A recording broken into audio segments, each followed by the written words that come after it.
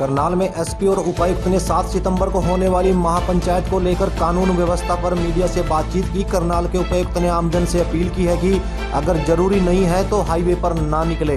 हालांकि प्रशासन की तरफ से एहतियात के मद्देनजर दिल्ली से चंडीगढ़ और चंडीगढ़ से दिल्ली जाने वाले रूट को डाइवर्ट कर दिया गया है। वहीं इंटरनेट सेवा को फिलहाल आज रात से 24 घंटे के लिए बंद करने का फैसला लिया गया है। प्रशासन की तरफ से फोर्स की 40 कंपनियां तैनात की गई हैं, जिसमें पुलिस के साथ साथ पैरामिलिट्री फोर्स भी तैनात होगी। अलग अलग जिले से 5 आईपीएस और पुलिस बल को भी बुलाया गया है। प्रशासन ने साफ कर दिया है कि ना ही हाईवे जाम होने दिया जाएगा और ना ही जिला सचिवालय का घेराव। अगर किसान शांतिपूर्ण एक जगह पर प्रदर्शन करना चाहते हैं तो फिर कर सकते हैं। ऐसे में प्रशासन की तरफ से ये भी कह दिया गया है कि कानून व्यवस्था को बनाए रखने के लिए अलग अलग जगह शहर में बैरिकेडिंग डंपर भी लगाए जा सकते हैं। कल किसान संगठनों के द्वारा करनाल नई अनाज मंडी में एक प्रोटेस्ट का कॉल है, एक महापंचायत बुलाई गई है और उसमें आज हमने इस संदर्भ में जो इनके मुख्य नेतागण थे उनसे बैठक की थी। उसमें इनकी तरफ से जो मांगे थी उस पर भी चर्चा हुई है और सरकार का जो स्टैंड था वो भी हमने इन पे बताया है।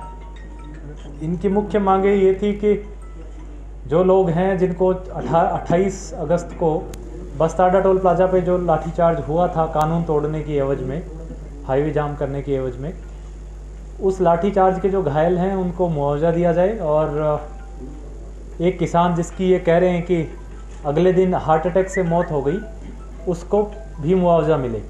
इस संदर्भ में हमने उनको स्पष्ट बताया है कि ये सारे लोग जो हैं वो लॉ वायलेटर्स हैं, उन्होंने कानून तोड़ा है, हाईवे जाम किया है, तो किसी भी सूरत में मुआवजे के हकदार नहीं हैं। दूसरा इनका कहना था कि जो अधिकारी कर्मचारी हैं जिन्होंने लाठीचार्ज किया उनके खिलाफ सरकार कार्रवाई करे, तो वो भी हमने इनको स्पष्ट किया क्योंकि चूँकि स्वाभाविक सी बात है कि इन्होंने कानून तोड़ा, हाईवे जाम किया और हाईवे खुलवाने के लिए जो है मिनिमम बल प्रयोग जितना चाहिए था उतना किया है। तो इस प्रकार से इनकी कोई भी जो मांग है वो जस्टिफाइड नहीं है और इसीलिए हमने जब इनसे कन्वे किया तो इन्होंने अंत में ये इनका फैसला आया कि ये अपनी महापंचायत करेंगे। इस सिलसिले में मैं किसानों से जितने भी लोग यहाँ इकट्ठे होंगे उनसे आग्रह करूँगा, एक तो शांति व्यवस्था ज़रूर बना के रखें, जितनी भी गैदरिंग हो।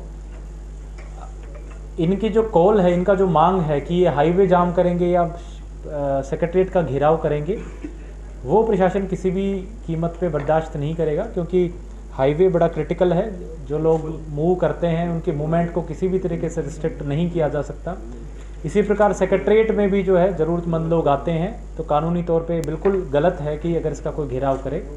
प्रशासन की पूरी तैयारियां हैं, हम किसी भी कीमत पे दोनों चीज़ें नहीं होने देंगे और इसके लिए चाहे जो हमें कार्रवाई करनी पड़ेगी, जो एक्शन लेना पड़ेगा वो लेंगे। लेकिन फिर भी किसान नेताओं से हमारी बात हुई है, मैं आगे उनसे आगे भी अपील करूंगा कि बातचीत, क्योंकि जो कोई भी इनकी समस्या उसका हल बातचीत से ही निकलना है, तो प्रशासन हमेशा बातचीत के लिए तैयार है। इनकी जो भी मांगे हैं, जायज़ मांगे हैं, वो हमारे सामने रखें और मुझे नहीं लगता इसमें कोई दिक्कत है। जो भी चीज़ जायज़ है, लीगल है, हमने इनको बताया है कि वो हम इनके लिए करने को तैयार हैं। लेकिन कोई गलत या इलीगल डिमांड करके और फिर उसके बाद अगर कोई फर्दर हाईवे जाम करने की बात करे या सेक्रेटरीट को घेराव की करने की बात करे तो वो हम किसी भी कीमत पे नहीं होने देंगे।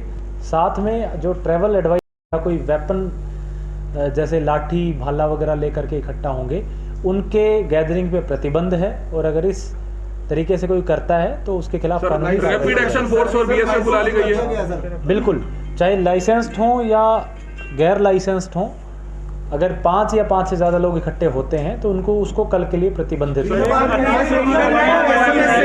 आप बताएं।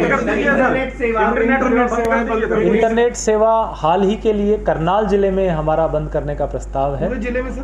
पूरे जिले में, क्योंकि कई बार हमने देखा है कि जो असामाजिक तत्व हैं वो रूमर्स फैलाते हैं। रूमर्स के ज़रिए जो है कई बार लोगों की भावनाएं आहत होती हैं या उनको जो है अननेसेसरी मोबिलाइज करने की कोशिश की जाती है, तो वो चीज़ ना हो, इस सिलसिले में हमने मैसेज आ चुके हैं 12:30 से बंद होंगी, आज रात से ही बंद होगी। मैसेज आने शुरू हो चुके हैं कि 12:30 से कल 24 घंटे के लिए बंद रहेंगे। जी, पैरामिलिट्री फोर्स बोला है सर? बिल्कुल, जो प्रशासन की पूरी तैयारी है, जिसमें हमारी पुलिस है, बाहर जिलों की भी पुलिस है, पैरामिलिट्री फोर्स भी है, राइट की हाईवे पे, तो एक हमने ट्रैवल एडवाइजरी जारी की है। मैं लोगों से अपील करना चाहूँगा कि कल के दिन अगर ज़रूरी ना हो, गैर ज़रूरी कार्य के लिए जो नेशनल हाईवे 44 है उसमें विशेष रूप से करनाल की सीमा में ट्रैवल करने से बचें। और अगर फिर भी किसी को ज़रूरत पड़ती है ट्रैवल करने के लिए तो हमने एडवाइजरी में विस्तृत रूप से आज, जो कि लगभग सभी प्रिंट मीडिया के न्यूज़पेपर्स में भी छपा है, कल सोशल मीडिया पे भी हमने जारी किया था, तो हमने ऑल्टरनेटिव रूट्स प्लान करके बताए हैं। उन ऑल्टरनेटिव रूट्स को लें ताकि हाईवे पे इन केस आवाजाही किसी वजह से बाधित होती है तो लोगों को दिक्कतें ना आएँ। साथ ही मैं शहर वासियों से भी आग्रह करूंगा, करनाल के ज़िला के रहने वाले लोग हैं, किसी भी तरीके से किसी को भी डरने की या परेशान होने की आवश्यकता नहीं है। प्रशासन की ये पूरी तरह से मुस्तैद है और हमारी पूरा प्रयास रहेगा कि किसी भी तरह की जो कोई इलीगल घटना है उसको हम बिल्कुल नहीं होने देंगे और उसको सख्ती से निपटेंगे। कल की जो किसान महापंचायत को देखते हुए और जिले के अंदर और खास तौर पे शहर के अंदर कानून व्यवस्था बनाए रखने के लिए जिला पुलिस की ओर से पुख्ता बंदोबस्त किए गए हैं। करनाल शहर, इसमें करनाल जिले की पुलिस भी लगाई गई है और बाहर के जिलों से भी पुलिस मुख्यालय की ओर से पुलिस फोर्स भेजी गई है। टोटल 40 कंपनियां हमने इसमें टोटल डिप्लॉय की है, जिसमें 10 कंपनियां हमने CAPF, जिसमें RPF, CRPF, BSF की कंपनियां शामिल है, वो हमने डिप्लॉय की है। साथ ही 5 SP रैंक ऑफिसर और 25 के आसपास DSP रैंक ऑफिसर्स भी जिले के अलावा यहाँ पर लगाए गए हैं। इसके अलावा भी पर्याप्त मात्रा में वाटर कैनन, वज्रा और ड्रोन, वीडियोग्राफर इत्यादि का इंतजाम किया गया है ताकि किसी भी प्रकार से यदि कोई भी कानूनी व्यवस्था की स्थिति को भंग करता है तो उसे सख्ती से निपटा जा सके। सर डिटेक्ट भी किया जाएगा कुछ लोगों को? देखिए, लॉ एंड ऑर्डर में लगातार सिचुएशन चेंज होती रहती है, तो जिला पुलिस को या जो भी फोर्स वहाँ पर डिप्लॉय रहेगी उसको मौके के हिसाब से या परिस्थिति के हिसाब से जो भी कानूनी कार्रवाई उचित लगेगी वो कार्रवाई कोर्ट वाला भी साथ ही मैं आपको साथ ही अभी रिसेंटली हमें एक सिविल कोर्ट से भी एक ऑर्डर प्राप्त हुआ है जिसमें DC, SP और 6 प्राइवेट रेस्पोंडेंट पार्टीज थे। किसी ने सिविल सूट माननीय न्यायालय में दायर किया था। माननीय न्यायालय ने आज इसमें यह आदेश पारित किया है कि जो डिफेंडेंट नंबर 3 से लेकर के 8, जिसमें भारतीय किसान यूनियन के चडूनी ग्रुप के गुरनाम सिंह चडूनी, डिस्ट्रिक्ट प्रेसिडेंट अजय राणा, साथ ही मान group, master Kehar Singh group, अन्नदाता किसान यूनियन और गन्ना संघर्ष समिति के जो प्रेसिडेंट हैं उनको उसमें पार्टी बना रखा था। तो उसमें माननीय न्यायालय ने यह आदेश दिया है कि जो रेस्पोंडेंट नंबर 3 से जो 8 हैं वो किसी भी प्रकार से नेशनल हाईवे, स्टेट हाईवे में बाधा नहीं पहुंचाएंगे। साथ ही ना ही किसी प्रकार से गवर्नमेंट या जो पब्लिक बिल्डिंग्स है उनकी फंक्शनिंग में किसी प्रकार से बाधा पहुंचाएंगे। उन्होंने माननीय न्यायालय ने उनको रेस्ट्रेन किया है।